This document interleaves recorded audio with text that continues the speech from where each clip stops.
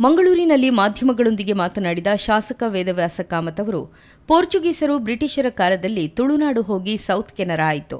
ಸ್ವತಂತ್ರ ಭಾರತದಲ್ಲಿ ರಾಜ್ಯ ವಿಂಗಡಣೆ ಸಂದರ್ಭ ಸೌತ್ ಕೆನರಾ ದಕ್ಷಿಣ ಕನ್ನಡವಾಗಿ ಬದಲಾಯಿತು. ಹಾಗಾಗಿ ಈ ನೆಲಕ್ಕೂ ದಕ್ಷಿಣ ಕನ್ನಡ ಹೆಸರಿಗೂ ಯಾವುದೇ ಸಂಬಂಧವಿಲ್ಲ ಎಂದು ಇತಿಹಾಸದ ಪುಟಗಳು ಹೇಳುತ್ತವೆ.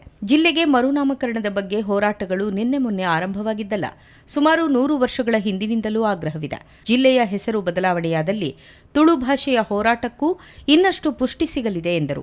ಈಗಾಗಲೇ ನಮ್ಮ ಜಿಲ್ಲೆಗೆ ಆರ್ಥಿಕವಾಗಿ ಬಹಳಷ್ಟು ಅನ್ಯಾಯವಾಗ್ತಾ ಇದ್ರೂ ಸಹಿಸಿಕೊಂಡಿದ್ದೇವೆ. ಆದರೆ ಇಲ್ಲಿನ ಸಂಸ್ಕೃತಿಯ ಮೇಲೆ ಅನ್ಯಾಯವಾಗುವುದನ್ನು ಸ್ವಾಭಿಮಾನಿಗಳಾದ ತುಳುವರು ಸಹಿಸುವುದಿಲ್ಲ ಎಂದರು. ಉತ್ತರ ಪ್ರದೇಶ ಸೇರಿದಂತೆ ದೇಶದ ಹಲವು ಭಾಗಗಳಲ್ಲಿ ಸ್ಥಳೀಯ ಹೆಸರುಗಳ ಮರುನಾಮಕರಣಕ್ಕೆ ಯಾವೆಲ್ಲ ಕ್ರಮ ಕೈಗೊಳ್ಳಲಾಗಿದೆಯೋ ಅದೇ ರೀತಿಯಲ್ಲೇ ಕಾನೂನುಬದ್ಧವಾಗಿ ಈ ಪ್ರಕ್ರಿಯೆಗಳು ನಡೆಯಲಿ. ಅದಕ್ಕೆ ಅಗತ್ಯವಿರುವ ಯಾವುದೇ ಕಾರ್ಯಕ್ಕೂ ಶಾಸಕನಾಗಿ, ಸಮಿತಿಯ ಸಂಚಾಲಕನಾಗಿ ನಾನು ಬದ್ಧ.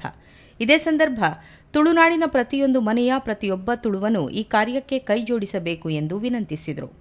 ಅಂಡ ಇತ್ತೆ ಪುದರಡುಲ ನಮ್ಮ ಕಾಪುನಂಚಿನ ಅನ್ಯಾಯನ ಸಹಿಸೊಂದು ಕುಲ್ಲರೆ ನನವಂದು ಐಕಾದ ತುಳು ಪಾತ್ಯನಂಚಿನ ಪ್ರತಿ ಒಂಜಿ ಬಂದು ಅವು ಆ ಜಾತಿ ಉಪ್ಪು, ಆ ಧರ್ಮದ ಉಪ್ಪು, ಆ ಪಂಥದ ಉಪ್ಪು ಅಕುಲು ತುಳುವೇರು ಐಕಾದ ಇನಿ ಪ್ರಾರಂಭ ಆಯಿನಂಚಿನ ಈ ಒಂಜಿ ಆ ಸಮಿತಿದ ಮುಖಾಂತರ ಅಕಲ್ನ ವ್ಯವಸ್ಥೆಗೆ ಎಂಕುಲು ಅಕಲೊಟ್ಟಿಗೆ ಸೇರ್ಕ ಎಂಕುಲು ಸೇರ್ನಂಚಿನ ಸಂದರ್ಭಡು ಪ್ರತಿ ಒಂಜಿ ಇಲ್ಲದ ತುಳುವೆ ಐತೊಟ್ಟಿಗೆ ಸೇರ್ದು ಐಕ್ ವಿಶೇಷವಾದ ಮಂಗಳೂರು ಪಂದ ಪುದಾರ್ ದೀಪನಂಚಿನ ವಿಷಯ ಸಹಕಾರ ಕೊರಕ ಯಾನಂತೂ ಶಾಸಕ ಅದು ಕುಡ್ಲಾಡು ಉಪ್ಪಡು, ಬೆಂಗಳೂರು ಉಪ್ಪಡು ಅಥವಾ ಬೇತೆ ಬೇತೆ ಕಡೆಟ್ಟು ಎಂಚಿನ ಎನ್ನ ಶಾಸಕ ಅದು ಎಂಜಿನ ಜವಾಬ್ದಾರಿ ಉಂಡು ಅವೇನು ಪ್ರಾಮಾಣಿಕವಾದ ಅತಿ ಶೀಘ್ರ ಮಲ್ತು ಕೊರ್ರ ಎನ್ನ ಕಡೆ ದಾಪನ ಪ್ರಯತ್ನ ನಾನು ಮಲ್ಪುವೆ ಅಂದು ಪಂಡ ಈ ಸಂದರ್ಭ ಉಲ್ಲೇಖ ಮಲ್ತೊಂದು